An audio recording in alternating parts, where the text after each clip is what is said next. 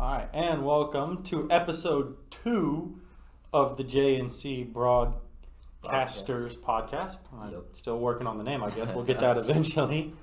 Monday, we talked about the Grizzlies. I think that went really well. We did. I've heard some positive feedback over it so far. Today, I think it's going to be a little more interesting, a little more fun for us, because I think we're going to not agree as much, if at all. We're going to talk about our NFL predictions, and I think, we could spend 30 minutes talking or just creating our own predictions. So I'm going to go off USA Today's, and I'm going to kind of use that as a barometer. If we will just kind of argue about that, because they released theirs recently, the past week, something like that, and I think that's a good barometer for us to say, hey, we completely agree with that, or hey, we're ridiculous, and we'll give our opinions on it. Who's too high is too low. Oh, absolutely. Who there's we like? There's a lot. Do you have a specific division that you want to start with? I say we save the South for later. Yeah, I say we save the AFC South and we'll save the NFC West, AFC North for last. Let's start with something like the NFC East, because I thought this one was very interesting. Because the Cowboys, they're the Cowboys. Dak's back, so that's the money team. They're the ones. They're America's team. But what I find so interesting, for the worst division in football, who has a chance of winning that division? Because I feel like it's kind of wide open. I would agree. I think it is wide open. I like Dak and that offense. And even though they did add Michael Parsons on defense in the first round of this year's draft, that defense was just so terrible last year. And I still think, even though Washington went somewhere new for quarterback, I still think Fitzpatrick is probably good enough. So I would, even though they say 8-9, I think that could flip to 9-8. And I don't expect I don't expect anybody in that division to win 10 games. And if it does, it's because they've beat everybody in their division. I would say Washington would probably go 9-8 and maybe win the division. Dallas, New York, I don't think they're there. I think Daniel Jones is okay. I don't think he's the kind of quarterback yet to lead you to the playoffs. And Philadelphia, they said USA Today said 3-14. I think that's pretty low. That's low, but I wouldn't put them very much higher. I wouldn't either. It's really dependent on who believes in Jalen Hurts, who doesn't. And I guess it's an example of someone who doesn't. And personally, did you watch Jalen Hurts play? Yeah, I watched him a lot at Alabama, and I did watch him quite a bunch when he was in Philadelphia. I'm not bagging on Jalen Hurts. I just, he's got great leadership in everything. But the big thing for me is that roster is not a roster that jumps off the page to you. I think that's one of the big things, especially in today's NFL. If you don't have the quarterback that can just will you to the playoffs like Russell Wilson, you've got to be able to have talent around that.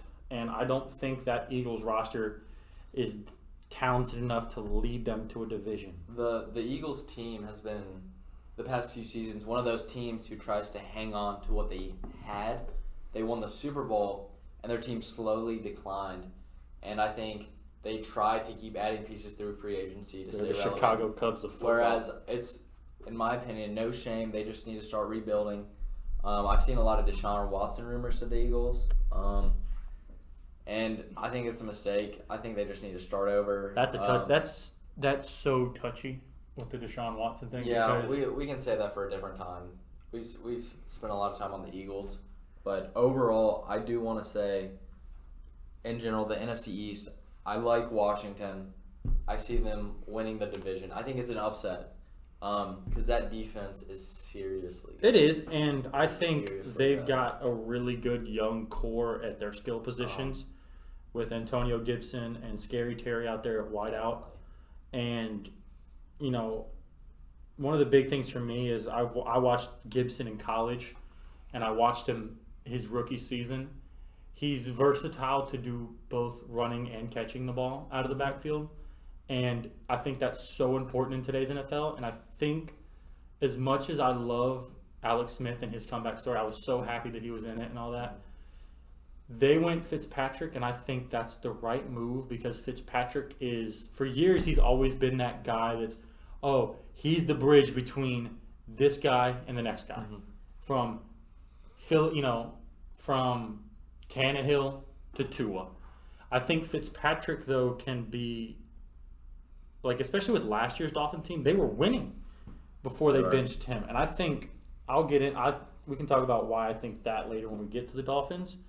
But I think he showed Washington that he's more than willing to win, and that he can lead a team to the playoffs, because that's what the Dolphins were on track to do. So I think he's able to lead that Washington roster to the playoffs. I think, in my opinion, it's a 2-horse race. It's either Dallas or Washington. I don't think New York's complete, and we know Philadelphia's not complete. What do you think? We'll move on to the next division because I think that one's pretty easy. Let's move on to the NFC South as we just go down the list here. I think this one's pretty easy too. You're not going to argue about the Bucs being at the top. I think it's 2 through 4 where you can see the disagreements between us. No, I do like this division. I don't think we should spend too much time saying who's going to win. I think it's obvious. I do want to say it is interesting, the quarterback situations for the Panthers. Sam Darnold, how you think he's going to do this next year. Same with the Saints, Jameis Winston, Taysom Hill, who you'd rather go with, and the Falcons. And another team I think needs to move on at quarterback. What are your thoughts? When it comes to the Panthers, I've been a Sam Darnold fan for a while now, and I understand the criticism behind him. I don't think he was given great weapons, and I don't think he's going to go to Carolina and just figure it out. I think USA Today has him at 8-9. I could see 8-9. I don't see them doing a whole lot better than that. They have the Saints at 8-9. I think that one's interesting because I think they're going to be a little lower. Maybe towards the 6 to 7 win range, just because they're going to roll out Jameis to start because they want to keep Taysom Hill in that Swiss Army knife position kind of thing. And I don't envision that working very well. And my thing is, you always hear people talk about the Saints and they're like, well, when Taysom becomes our starting quarterback, he's going to be able to do everything. And my argument is when he becomes your starting quarterback, they're going to get rid of everything because you don't want your starting quarterback fielding punts or catching passes. When you have Taysom Hill as your quarterback, you lose a lot of what a quarterback gives you. Your offense turns into a scheme, whereas you see a lot of great teams down the stretch of a game, like a Patrick Mahomes and Aaron Rodgers, who can lead a team by themselves. You aren't going to get that with Taysom Hill. You're going to get a nice scheme. He's going to make important throws. No further than 20 yards down the field. They're going to run the ball a lot, and I think that's perfectly okay. I just don't think you're losing a game. You aren't relying on Taysom Hill to go win it for you. That's what. So, what do you think of the Falcons? I think their offense is going to be very interesting to watch this year because you no longer have Julio Jones, and you think that might be Calvin Ridley's spot to be one. You went Kyle Pitts at tight end at 4. Maybe you think to move. I think he'd be really interesting to see if they move him out wide. I think their offense is going to be fine. I think their defense is just going to be atrocious. And they say 5 wins. I don't give them maybe 4. It might be 4. I see them being one of those teams that when you look at it in November and December, you're thinking, all right, who's getting number 1? Who's going mock draft after a quarterback, and Atlanta's going to be towards the top of that board. The Falcons have bothered me for a while because, in my opinion, I think they should have drafted a quarterback like 2 years ago. And they have a lot of talent, and Matt Ryan isn't bad at all. I think he's still a solid quarterback. I just don't think you're knocking on the door of the playoffs with Matt Ryan. Their defense has talent. I just feel like they've been a little discombobulated with Dan Quinn on his way out. So, of course, I really liked Arthur Smith, obviously as a Titans fan. Just what the Titans offense was able to do last year with him was so impressive as a top 3 offense, Derrick Henry running for 2,000 yards. So I think if you are a Falcons fan, it's something to be excited about, especially with the young offensive weapons they have with Kyle Pitts and Calvin Ridley. I think they're 2 I think Calvin Ridley's one of the more underrated receivers in the league, and Kyle Pitts is just spectacular. What I saw in college, like the all-around offensive weapon, I think he's going to be a great pick. He's going to work out well for them. So it's really not an important year for them. It's really just to see how much they can accomplish with the new coach, how much their young players can improve, and by the end of the year, I hope, like you said, they start looking for the future at the quarterback. You think position. it's a new regime kind of thing, and this is that season to figure out who wants to come with you into that new era. I also love how it took you 9 minutes to hold off on a Derrick Henry comment. We'll come back to that. But no, I agree. I think the Falcons are they're not in that rebuild mode yet, but this is the first step. This is that we're getting a new coach, we're going to get a new quarterback next year, and we're going to see who do we want to bring with us into that next chapter of our team's history. I guess we just move along and we can go to the North now. I think this one's interesting because you assume the Lions are going to finish last, and that's not a hit on Jared Goff or any Lions fans. I apologize, but they're just, come on, they're the Lions. Their roster is not one that jumps off the page to you. Outside of that, I think this is where it can get interesting because USA Today has the Bears at 7-10, and I would argue that they might be a little better than that. I think the biggest question, though, sits at the top of the division and who is the quarterback of the Packers. If it's Rodgers, it's no argument Packers win the division. Minnesota's 2, Chicago's 3. If it's not Rodgers and it's somebody else, and it would obviously be Jordan Love at that moment, you would think. I think it's Minnesota finishes at the top, and then it's a race for second between the Packers and the Bears and it's really, we can almost count last season as a redshirt season for Jordan Love, so we could almost count this as his rookie season. If there's no Rodgers, it would be who's the better rookie quarterback, Jordan Love or Justin Fields? I will say it's just it's been going down today, where Aaron Rodgers has just entered. He's basically restructured his contract where this is his last year with the Packers, so where he can choose to go elsewhere the next year. So this is his last dance, basically. If you saw him post on his Instagram story, the Michael Jordan, Scottie Pippen, and Devontae Adams did the same, which it is very interesting. So you still think he's gonna play for the Packers this year? I do. I think this will be his last one. I think he's gonna enjoy it. I think I'm happy for him to take such control of his position and finally get what he wants. He asked for Randall Cobb, and they just traded a 6th-round pick for him. And Randall Cobb going back to Green Bay. Cobb. And he jokingly said now all he wants left is Jordy Nelson. But the Packers with Aaron Rodgers, they're the team to beat. I think I like the Vikings as a sneak wild card pick because I have them as a wild card. You do? I think they have the offensive talent looking at just on paper. Obviously, they're gonna have to play well, and who knows with Kirk Cousins. I think. When you have Justin Jefferson, Adam Thielen, Dalvin Cook, and an improved offensive line, I know they had trouble with that years down. Kirk Cousins he's not a bad quarterback. I think he gets a lot of hate from the internet, but I think they have a good team. They have good defensive pieces. Do you think they have the best defense in the league? No, not You at don't all. think so? They've added some good pieces. I think they have a lot of depth in a lot of positions, but I don't think they have a lockdown corner. Their defense will let them compete on a weekly basis. It might not be the best defense in the league, but they'll be in a lot of close games because of that defense. I think they have some of the most underrated defensive players in the league. I think Harrison Smith is overlooked every year at safety. I think Danielle Hunter is a seriously good athlete and pass rusher. Eric Kendricks, I think, is regarded as, would you say, a top 5 linebacker, inside linebacker, by chance. He's up there. Inside, maybe. I think when you consider linebackers in total and how NFL teams are looking for linebackers to be faster nowadays, it's kind of difficult to say that. I think the combination of him and Anthony Barr is a very dangerous combination at linebacker. But their defense is going to put them in a lot of games that maybe they should not have been in because maybe Cousins are struggling or you're not going to Dalvin Cook enough, something like that. But their defense is going to let them be in a lot of close games, and that'll be interesting to see. I do have them as a wild card team. If you do say Rodgers is in Green Bay, that would be one of my 3 wild card teams.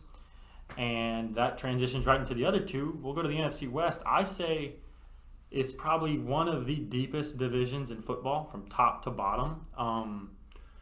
It's interesting to see how this division goes this year because, like I told you, a week ago, something like that, I think one player can help determine who's going to win the division, and I think that's Trey Lance. I know you're kind of not as high on the 49ers as I am, but I kind of like their defense is really good. I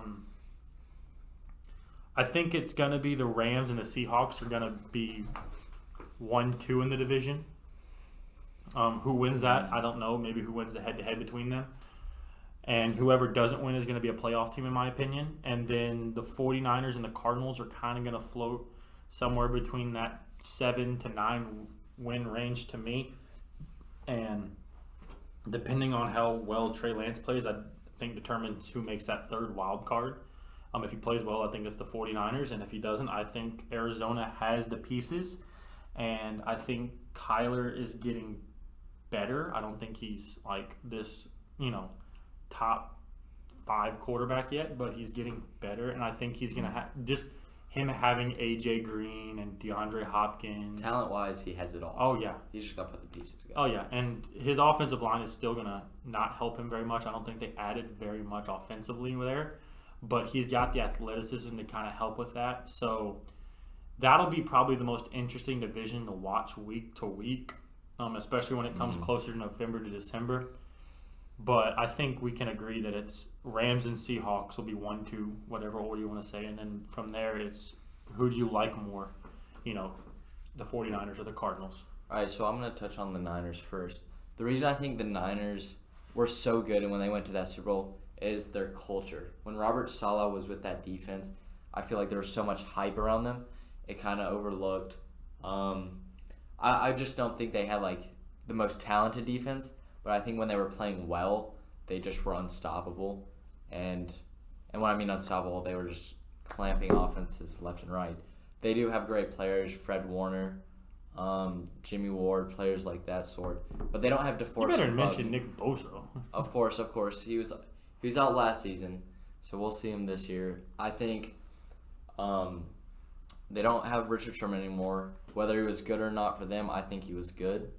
But with Robert Saleh and DeForest Buckner not there anymore, they're gonna be different. They're gonna be different, yeah.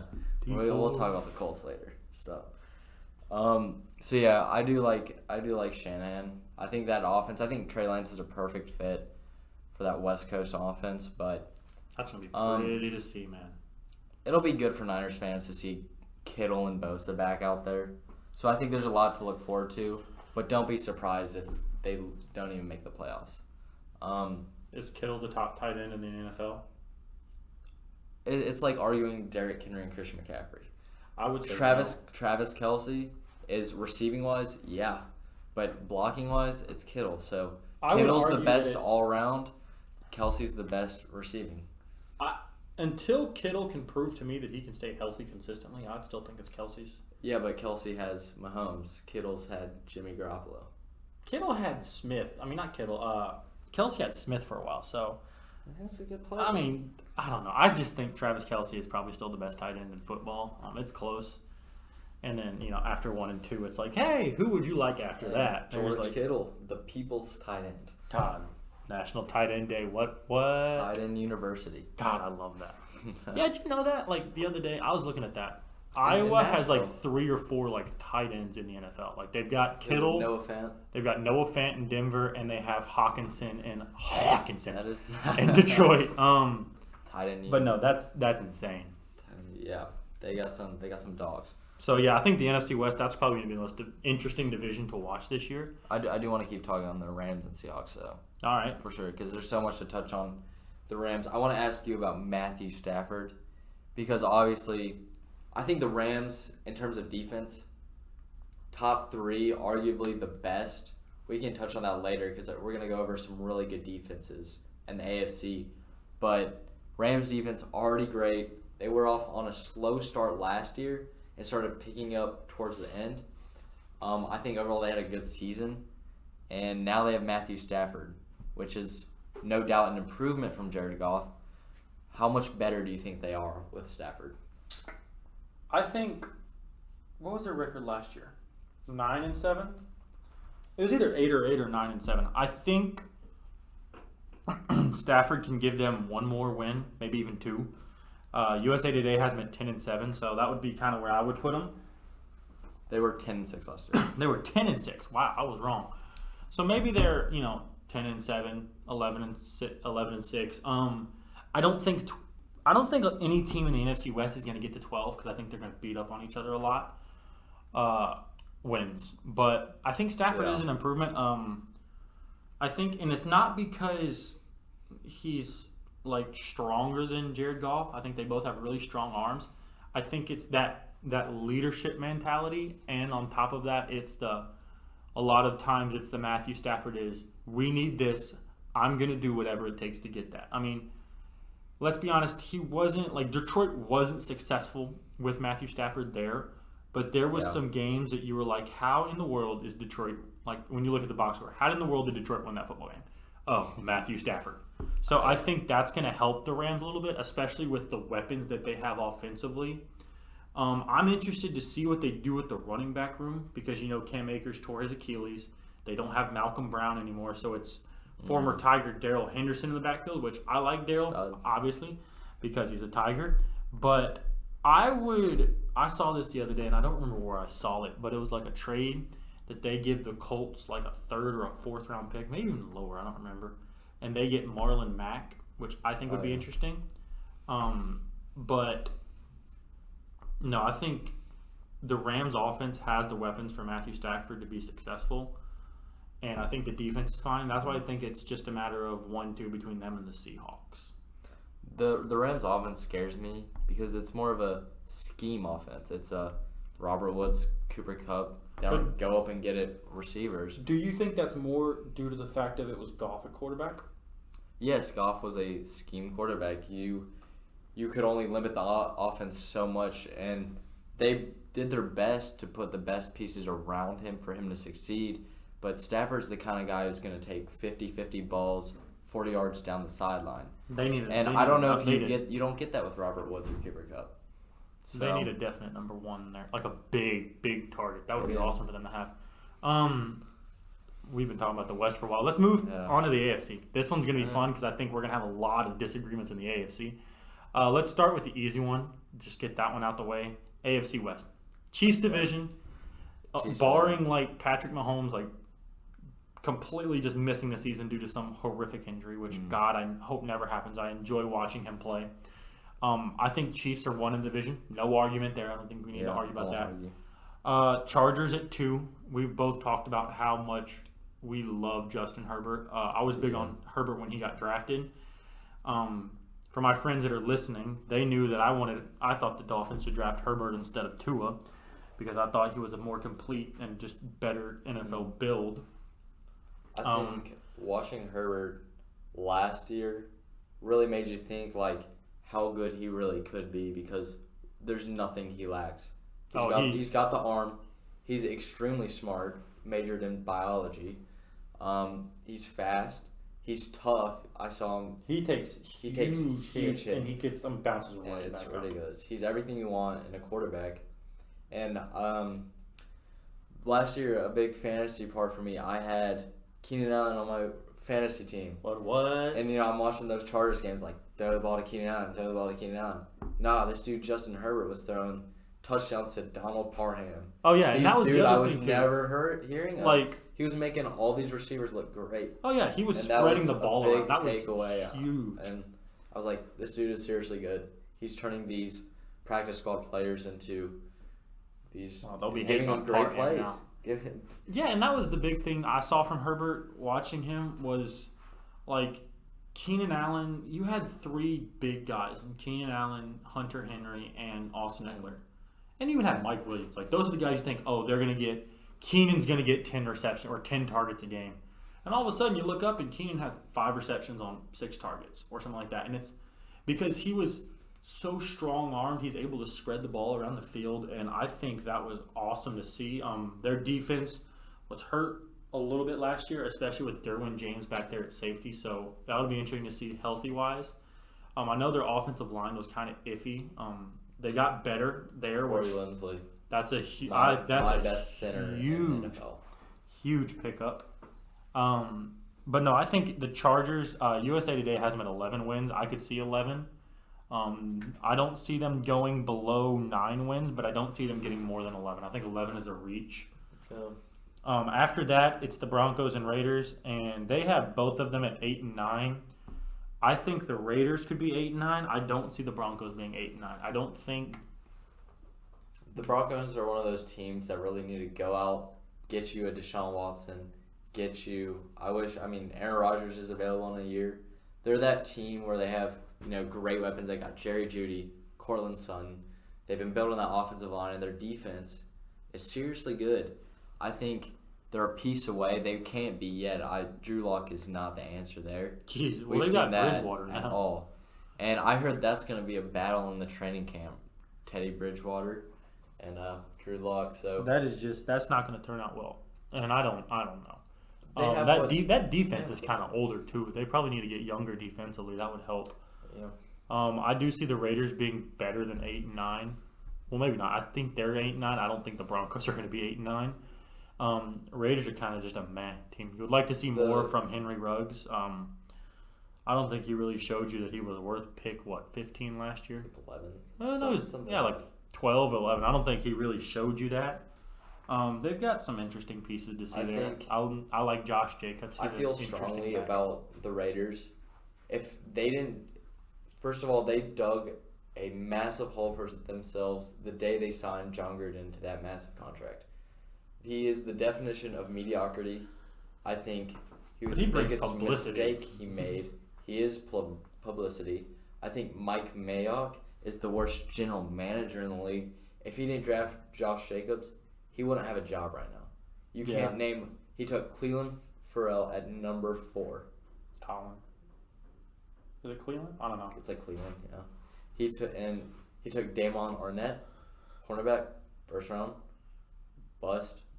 He's the worst. Who was their pick this year that you just scrapped? They picked what was the tackle? I'm having a blank moment here. From Alabama. Colt Miller. No, they took him from was it Leatherwood? Alex Leatherwood. From Alabama. They picked him really early. I think they got Trevin Merrick, who I thought was the best safety on the board this past season, who I thought it was a very good pick. A rare one for Mayock, or the fact that they traded Amari Cooper for 1 first-round pick. You want to see, like I said, Gruden is the definition of mediocrity, and that's where USA Today has them, again, with their record, and that's just what they're going to be for these next years until they move on from Derek Carr or they get a new coach and a new general manager. So that's all I have to say. I don't think Derek Carr's bad. I just don't think he's mediocre. He is. That's all right. Mediocre team. That was pretty easy, even though we spent 5 minutes on it. Let's move to the North. I think the North, I think USA Today has it pretty much locked in. I think Cleveland, 13-4, that's a good pick there. On paper, the best team in the NFL is the Cleveland Browns. All around, offense, defense, on paper, they're the best. They will move with how good Baker plays. Including the coach of the year this past season. Ravens 11-6. I see that. Yeah.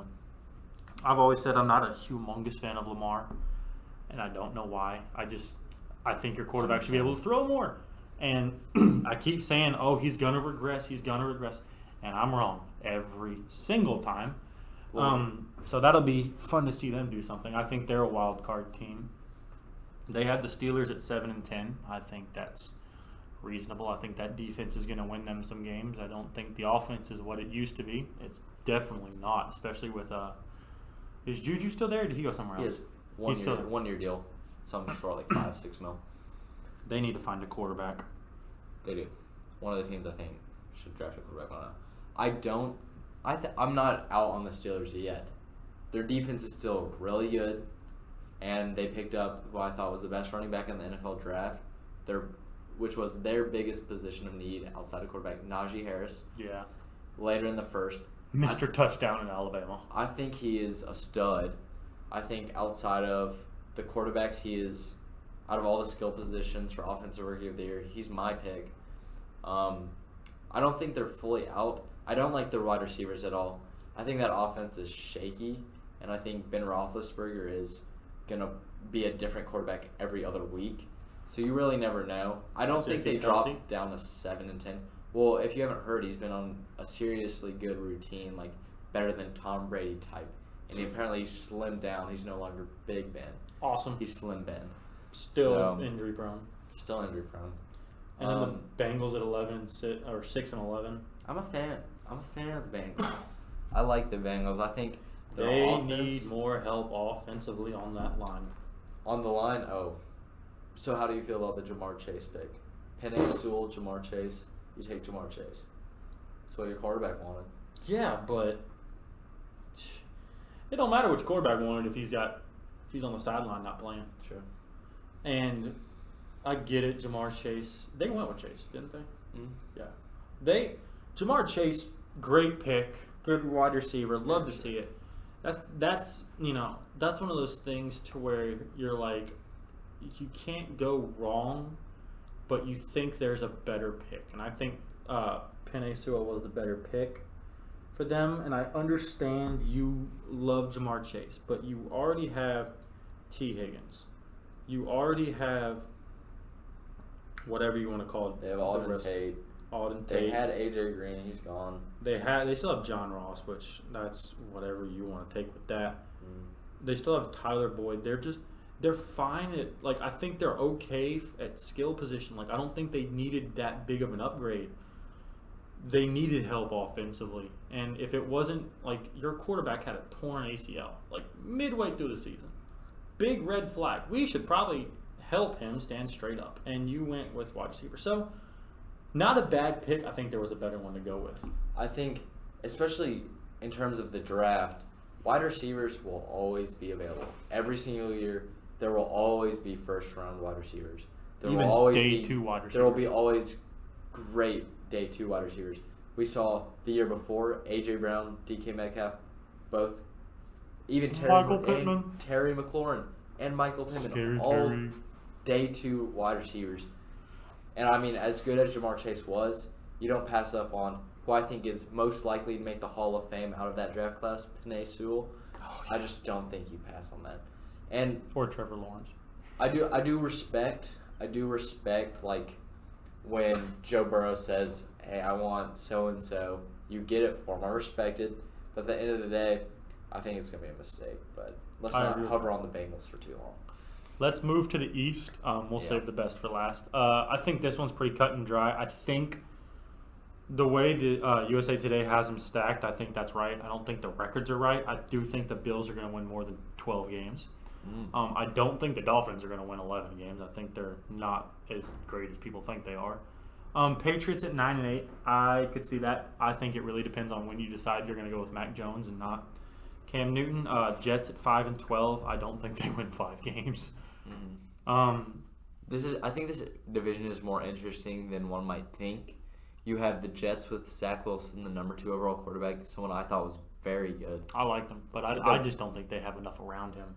I got you. And then the Patriots, who just drafted Mac Jones, who a lot of people were low on, a lot of people were high on. Somewhat surprised to see him in the first round. I think that was a great pick at 15. I think he fits perfectly. I don't think there's a better place he could have gone. Indianapolis. And then I think the Dolphins, again, with their quarterback situation, Tua. Did you see Xavier Howard wants out? Sure. I did. That's not going to help him at all. Not at all. But that defense without Xavier Howard is still very good. And then the Bills, of course, who will be contending for the AFC this next season. Yep. So, first things first, Mac Jones, what do you think? You've got to get him help. I don't think he's going to be successful with the roster that he has in New England right now. I think him and Bill Belichick are going to get along very well. just because he's been like, hey, look, I go from Nick Saban to Bill Belichick. Do I need an opinion? No. I think it's going to be really interesting to see. The big thing with Mac Jones is you're not going to get like this huge versatility or this cannon arm or this jump off the stats kind of, athleticism. But the dude can just put the football in just these awesome, he's not going to throw the ball 70 yards, but he's like, hey, is there a tight window I need to just perfectly place the ball through? Yeah, I can do that. And I think that's going to work really well. They're going to be surprising. I still think they need more, help. And just total. I do find this team interesting. We'll move on in a second, but the Patriots spent so much money this offseason. Matthew Judon, Hunter Henry, Jonnu Smith, all these guys. 2 tight end set. That's insane. Yeah, I mean, Bill Belichick went for it. I respect it. They aren't just going to lay down and rebuild quite easily. I think they're going to be a fun team to watch. I think it'll be interesting when Cam Newton starts. I think the Jets are a sneaky team. I really like Robert Saleh. Mm-hmm. I think that culture is going to change. That New York team has been basically depressing this past That's decade. An understatement. Depressing. And I thought they couldn't have hired a better head coach. I think they got their new quarterback. They did great in the draft. I think Elijah Moore is a steal. Mm-hmm. I think Corey Davis was one of the best wide receiver free agents. And I just think they're going to be good. I think they're set up for success in the future. Maybe not the immediate future. Definitely not. All right. We've put it off for as long as you can. Buckle up, ladies and gentlemen. We're moving to probably the most interesting conversation that we're going to hear on this podcast today, the AFC South. And a lot of you are wondering, well, why is that? It's because Carter here is a Tennessee Titans fan, and I'm an Indianapolis Colts fan. So we'll start with the easy one. The Texans at the bottom, 1-16. I think even if Deshaun Watson plays, they don't win very many games. That roster, top to bottom, is just atrocious. After that, it's got the Jaguars at 4-13. I kind of agree with that. I really don't see them winning a lot of games. I think it's going to be really interesting to watch Trevor Lawrence. God forbid he throw a touchdown pass to Tim Tebow. He might as well just go and stay off ESPN for the next week and a half because that'll be all that's on it. I saw this one thing the other day. Whenever Trevor Lawrence loses his first NFL game, that'll be the first regular season game he's lost in both his high school, college, and NFL career. And that's insane to me, the fact that he's just that good. I was watching his pro day the other day because my buddy's a Clemson fan. And he is just so smooth throwing the football. He is pretty. The prototypical quarterback. Reminds me of Andrew Luck almost. Oh, yeah. I do think that Jaguars are a little more interesting than their record. I think I'm not a fan of Urban Meyer. I don't think college coaches, translate well to the NFL as we've seen in the past. But I think Trevor Lawrence is just great to have. And I think they have a good running back room. And I think DJ Chark is a good receiver. I think you could have a wide receiver 1 with him. I think they'll be better in the future. Interesting to see. All right. You ready? All right, tell me your thoughts. The winner of the division, I think, will be based on how well Carson Wentz plays. I think that's the most obvious fact behind it. I know you're a Titans fan, and I know I'm a Colts fan, and I'm not going to try to play biased here. But, I mean, outside of last year, Carson Wentz wasn't bad. He was 2019. People were like, can we get this man some help? And he gets help, but it's not on the Eagles. He goes to the Colts, and I think the Colts roster is built for success. I mean, they were 10-6 last year with Phillip Rivers, and one of the big issues that we saw with Phillip, especially late season, is he just gets concrete-footed in the pocket. Mm-hmm. And you don't get that with Carson Wentz. You get a little more mobility. So I think it's the Colts. USA Today has them at 9-8 and the Titans at 12-5. I don't think 12 wins is gonna happen for either one of these teams. I think that's their ceiling. I think 12 is the most that either one of these teams can win. Yeah. Even if Carson Wentz returns to like 2016 Carson Wentz, I don't think they're gonna win. The Colts could win 12 games, just because it's such a long season. I think it's interesting to see because the Colts' strongest aspect of that team is the defense, even with Carson Wentz, and if he pops off, you've got Darius Leonard, you've got DeForest Buckner. I like our first-round pick, Kwity Paye. He was really electric at Michigan. Cornerback, I love our safety-wise. I love both of our safeties. Cornerback has something left to be desired. I think Xavier Rhodes really invigorated his career last year in Indianapolis, so maybe that turns out well. Offensive line, not a problem. When Eric Fisher gets healthy, that's going to be probably the best offensive line in football, in my opinion. I'd agree. Wide receiver-wise, I understand the big issues of, we need better skill positions out there, and I'm not arguing with you there. I really like Michael Pittman. I think he's a definite number one kind of wide receiver. I don't think, and I heard you. I heard that, and he only had 500 receiving yards last year. Yeah, but the Colts didn't throw the ball a lot last year. They're not gonna. I don't think they're built for a team that's just gonna throw for 4,000 yards every single year. I think you're gonna have the opportunity to see a very interesting running back rotation. Obviously, Jonathan Taylor is, in my opinion, electric, and I wouldn't argue. I mean, I would argue the fact that he might be top 5 in rushing yards by the end of this year. Marlon Mack coming back, I didn't understand the signing, but I could see why. He ran for 1,000 yards. He gets hurt the first game of the next year. That's not fair for you to say, oh, we're just going to move on from you. You got to give him a fair shot. That 1-2 punch is going to be very, very interesting to see.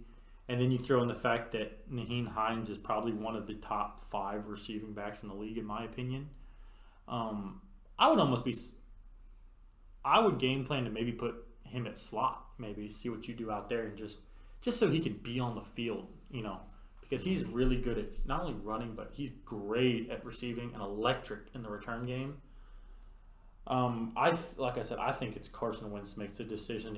If he's Carson Wentz of old, it's the Colts. It's the Colts division. If he's Carson Wentz of 2020, all right, we go to Jacob Eason and we move on. All right, so I'll touch on the Colts for you real quick. The reason they did well, I'd consider 10-6 well with Phillip Rivers, just because they didn't ask him to do anything. I watched Colts games because, of course, I got to cheer for them to lose, obviously. And that hurts. They won when he was efficient, throwing 15 to 20. When it was his stat line week to week was 15 to 20 completions with like 180 yards and 2 touchdowns. But see, I think you ask more from Carson Wentz. Maybe you do, but when you have the best offensive line and one of the best running back rooms, not the best running back, but the depth they have is impressive, and I think Jonathan Taylor's a great player. I don't think they're going to want to, because personally, Carson Wentz isn't that good because he's been declining, and that's just my opinion. He can prove me wrong if he wants. I think Michael Pittman is a great wide receiver too. I just don't think they have a definite corner or wide receiver one that they can really say, hey, we need to play. Here's the ball. Go up and get it. That's what we're going to do. I can see that. They're efficient on offense, which I think is good. And I don't think they have to be amazing offensively because their defense is so good. I think the Titans need to be so great offensively because their defense isn't where they want it to be yet. And so that'll lead me into the Titans. I think the Titans were the most exciting team this offseason getting Julio Jones. I think Ryan Tannehill, Julio Jones, A.J. Brown, and Derrick Henry make up a top 3 offense in the NFL, only contending with the likes of the Kansas City Chiefs and the Green Bay Packers, who I would argue or the Bills or is the better. Cowboys. No, they aren't better. They're better than the Bills. They're easily better than the Cowboys. Offensively, no way. Easily. No way. A healthy Dak was putting up record numbers at quarterback. Let's compare the Chiefs with the Titans. Mahomes is better than Tannehill. Duh. But Next.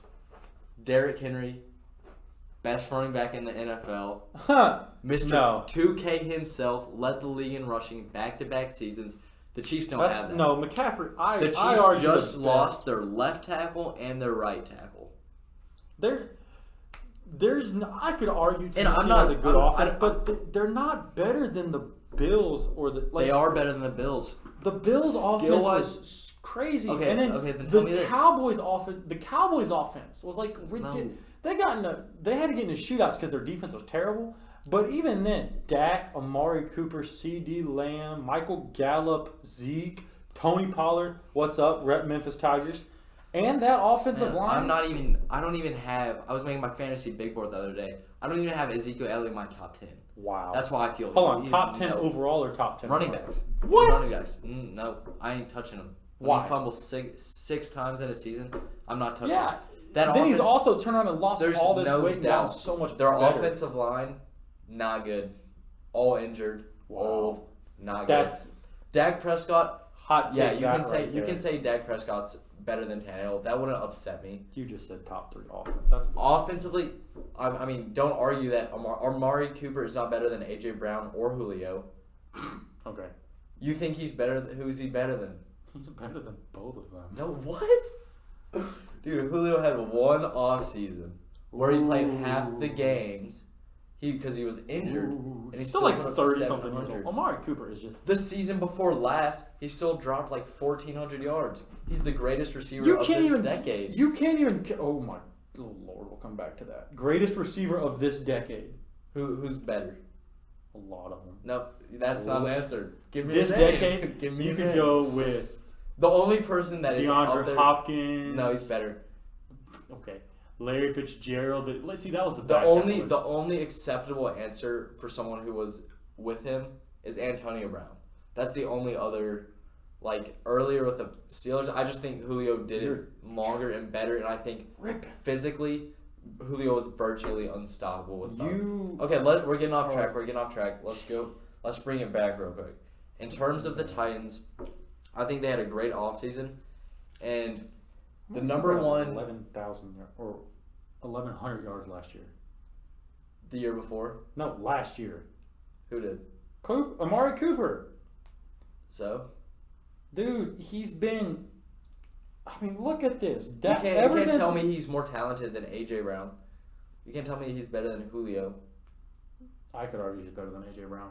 Prime Julio, no, but Julio Jones. Is also AJ Brown talented. played the entirety of last season on 2 injured knees, and he still put up over 1,000 yards and 11 Who touchdowns. threw the ball to Amari Cooper after Dak went out? He got half of those. He got half of what he had with Dak in like 3 games. No. Yeah. All right. I gotta bring this back. He had. I think the Titans. When did Dak? The only reason the Colts could win that division is because the Titans have a very difficult position or schedule. They play some really good teams. And their offensive They play the line's Chiefs, garbage, the Bills. What's garbage? and their defense. Their defense. See that common misconception, obviously, to those listeners. The Titans' defense was poor last year. More than poor, they were bad. They were bad, and I think they ranked 28th. And we couldn't generate any pass rush, and that is completely true. But we also didn't have a defensive coordinator last year. This year, we made drastic changes. Your defense can't get much worse than what they did last year. Somebody called the Cowboys talking about defenses can't get much worse. All right, that's a good point. But as far as the Titans go, they had the steal of the first round in Caleb Farley, one of the most athletic corners we've ever seen in the draft.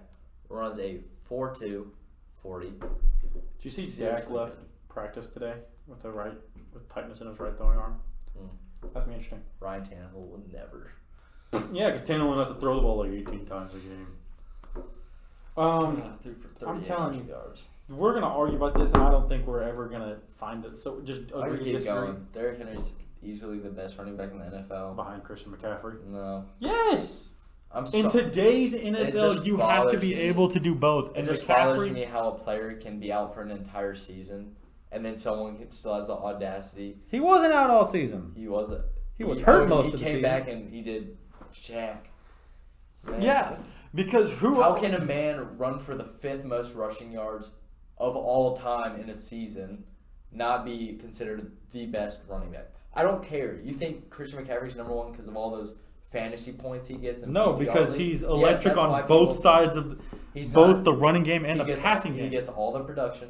No one else. Because on that nobody offense- else can offense do anything. has- Yes, he gets all the production, but he gets all the production while the entire defense says, "Hey, look, He who gives else you- are we gonna have to guard?" He gives you 3-yard runs. He gives you 5-yard receptions. That's Oh my all he is. God, He puts that's up the numbers, insane. but he doesn't change games. Oh, People want to tell me Titans are only good because Derrick Henry. He Ryan averaged Tannehill so was in made by Derrick 2018. Henry. In 2018, he averaged 5 yards a carry. In 2019, he averaged 4 yards, almost 5 yards again on a carry. And then in 2017, 18, and 19, and 20, he averaged 8 yards a catch. What are you telling me? This 3-yard runs that's and not like running out backs, of the backfield. Running backs average a lot out of the backfield because they have so much room. That's not too impressive. You're telling me that 116 receptions for 1,000 yards and 4 touchdowns, along with 8 yards of receptions, is not impressive? That's incredibly impressive. How about the biggest? A 263-pound running back at 6'4" has the I'm not arguing that, but I'm He's not the best. arguing that. But I think in today's NFL, with how pass happy these offenses are getting, you have to be able to do both. Almost he's able to do both at an elite level. And yes, might be the only option on that offense. But when you're the only option, what happens? Teams funnel you and say, "We're going to stop you." And yet he still does it. It's 1A. I mean, I'm not going to argue. It's 1A, 1B behind them, like with those two. And it's just a matter of, do you want to run the ball more often, or do you want to be more dual threat more often? That's the biggest difference between the two. Whatever. You want to tell me teams are funneling against Christian McCaffrey? Have you watched a Titans game where they stack 8-9 players in the box? Are you kidding me? They go 8-9 players in the box, and Derrick Henry's still running for over 5 yards a carry. I'm That not is saying insane. I'm not saying Derrick Henry is not like. I'm not saying Derrick Henry is like this bad run. He's a great running back, but it's literally 1A, 1B, and it's McCaffrey, Henry, or McHenry. Everyone, Henry, McCaffrey. It doesn't matter. McCaffrey. everyone wants to tell me that Derrick Henry carries the Titans, but when that number 1 running back, So you're telling me that spot in the if I NFL pulled Derrick Henry off the Titans roster right now, you're telling me that right now they'd still be a 12-5 team? No, they wouldn't be. Exactly. Oh, so if I take Patrick Mahomes off the Kansas City Chiefs, you think they're a playoff team? No. Exactly. You Okay, can't just take the best player off the team. Okay, and so be if like, we "You replaced, think they're still if this?" you replaced Derrick Henry with Christian McCaffrey, are the Titans better or worse? I think that's too hard of a question because I think the offensive scheme is so much different. I don't know. The offense would have to change too much. Do you get what I'm saying? I could understand that. I think they'd be pretty much close to the same, and I think that's why it's 1A, 1B. But I think we'll argue about this till the cows come home. So obviously there's an indifference, and I think that was an awesome.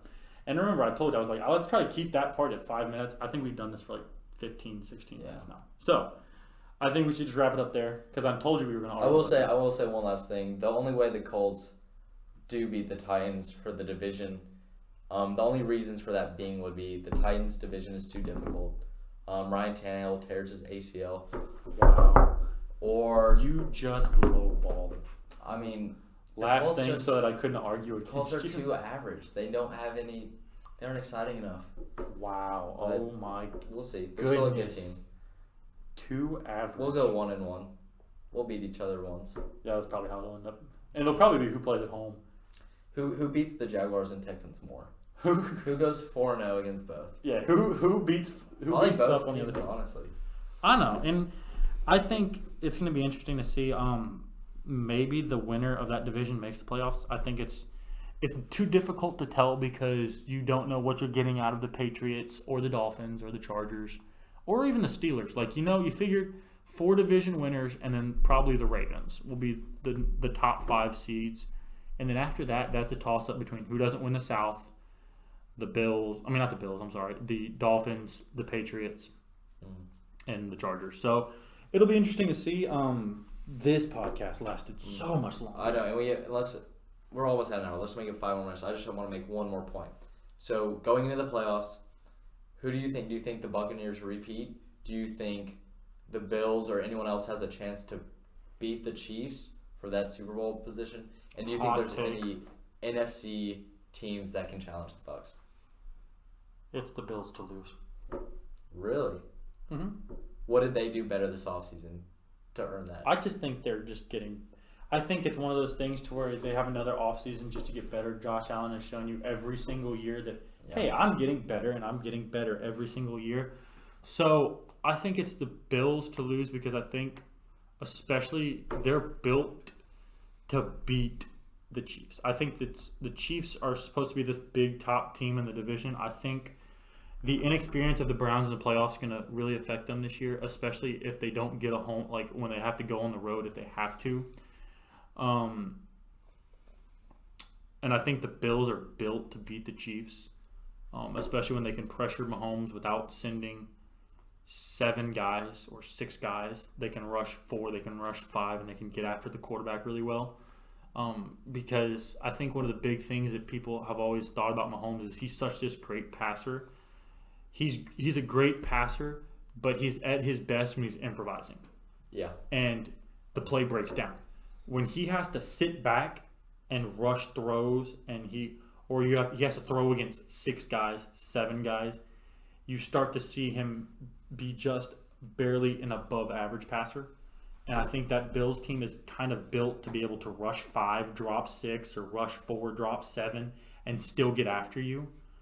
So I think it's the Bills in the AFC that are probably the best built to win. In the NFC, it's. I mean, I don't really see anybody beating the Bucs. Like the Packers, Aaron Rodgers.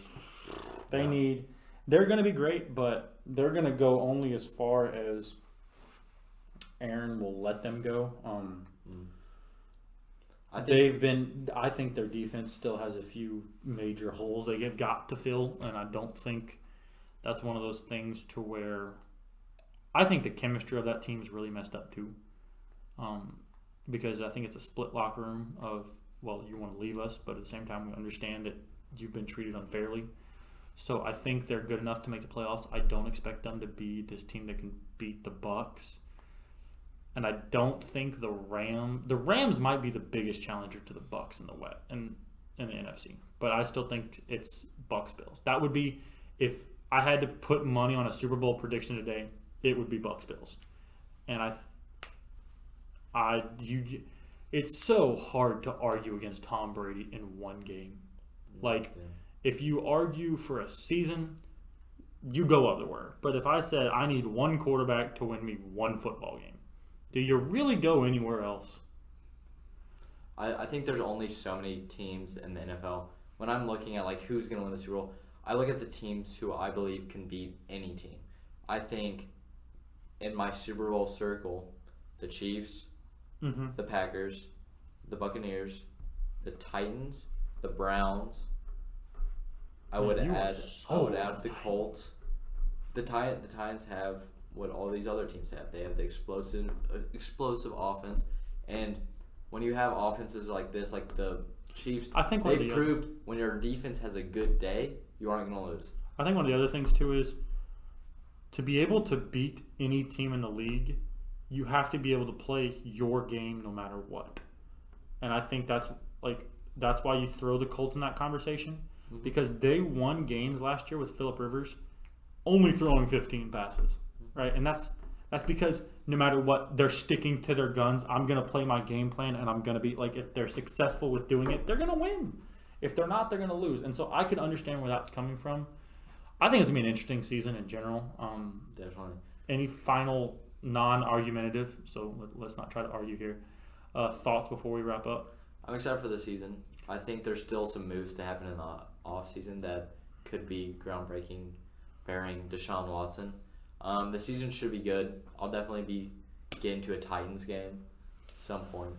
Yeah, absolutely. I'm excited to see it. There's a few teams that I think are really going to stick out this year. A lot of publicity and a lot of big news, especially out of Arizona with all the additions they had. That's going to be interesting to see. But overall, I'm excited. Football's around the corner again. Fans will be back. Fans will be back at whatever capacity you want to call it at, and whether you have to wear a mask or not. It's a different atmosphere to be there. I'm really excited for college football. I'm a huge college football.